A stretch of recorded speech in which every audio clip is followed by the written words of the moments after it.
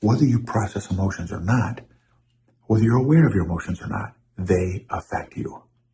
And again, hopefully, if you've been listening to podcasts long enough, you know that that's facts. You may think that you don't allow emotions to affect you. You may think that no one else thinks that emotions don't affect you. Emotions affect you. I don't care how logical you are. Oh no, but you don't know me. I'm so logical. I've shut down all my emotions.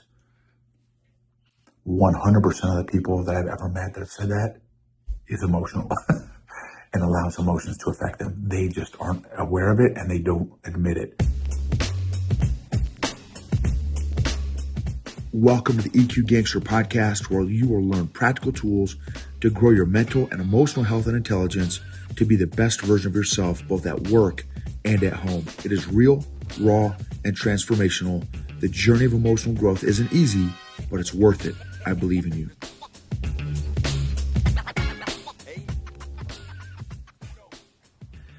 EQ Gangsters.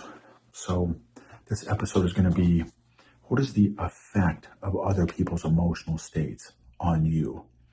What is the effect of other people's emotional states on you? So I am thankful for sunshine. I'm thankful for New Year's. I'm thankful for Christmas. I'm thankful for pine trees. I'm thankful for pine tree smells. I'm thankful for smell good. Both men and women smell good. I'm thankful for showers. I'm thankful for hot showers. I'm thankful for cold showers. I'm thankful for showers with high pressure. I love me a high pressure shower. I'm not a fan of, like, if you guys have ever been, maybe some of you guys have never been to like the Super Ocho hotel, or, some, Roach Motel or whatever, that has like the shower drips. And it's like, oh my gosh. I remember when I was I've been in JRTC a few times. It's Joint Readiness Training Center when I was in the Army. One of the times I went to JRTC, I had one of those showers that just dripped. Once you're out of the box, you're out of the rotation, the mission. You can take showers and stuff, and when you come out of the field, and one of the times I went, the shower was like, I'm like, oh dude, I stank, and it was terrible. And stank is past tense.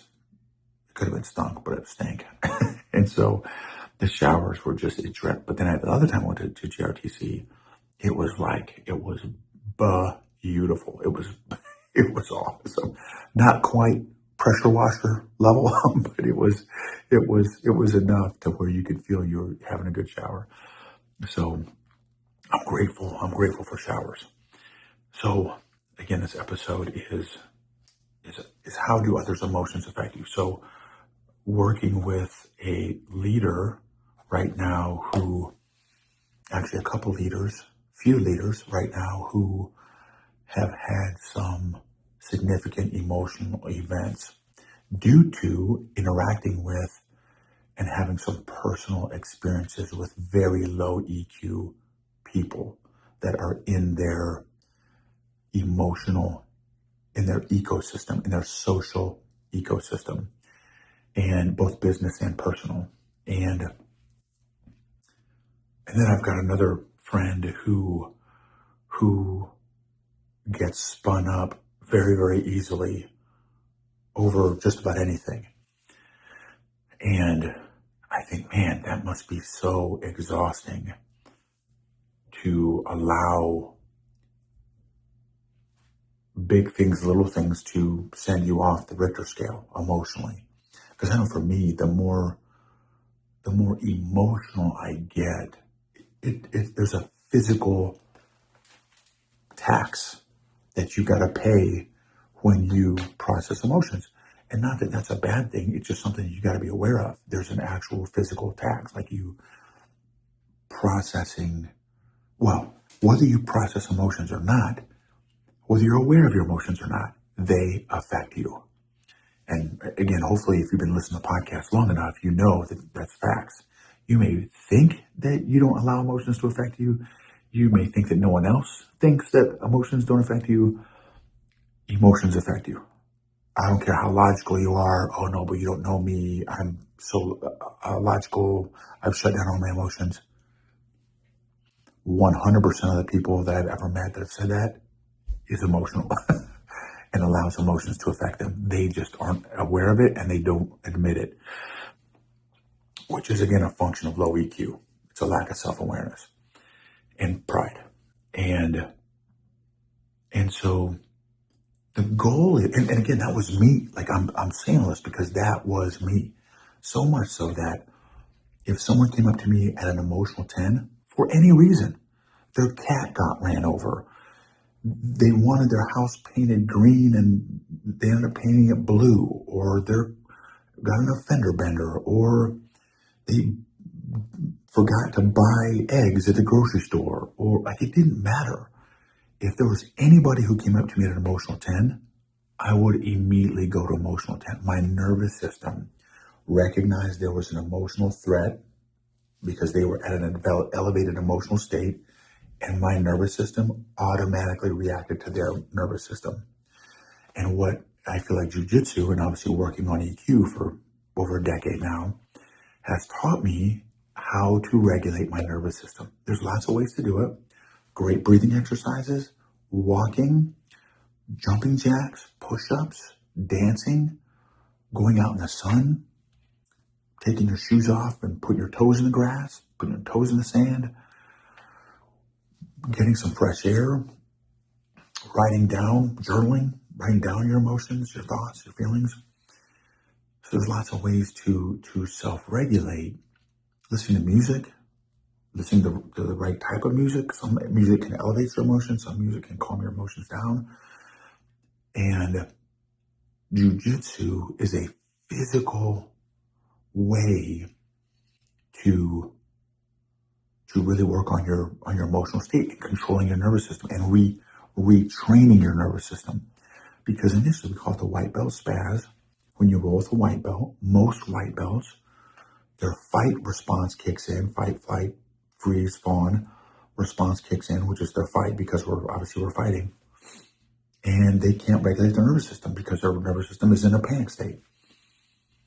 And when they roll with other white belts, guess what the other white belt does? They also go into a panic because you got two nervous systems that are both freaking out.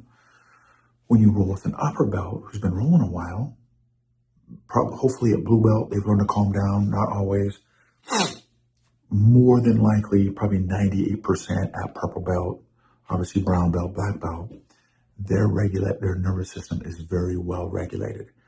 And so now when that spazzy white belt comes at them with a nervous system at an emotional 10, we don't elevate our emotions.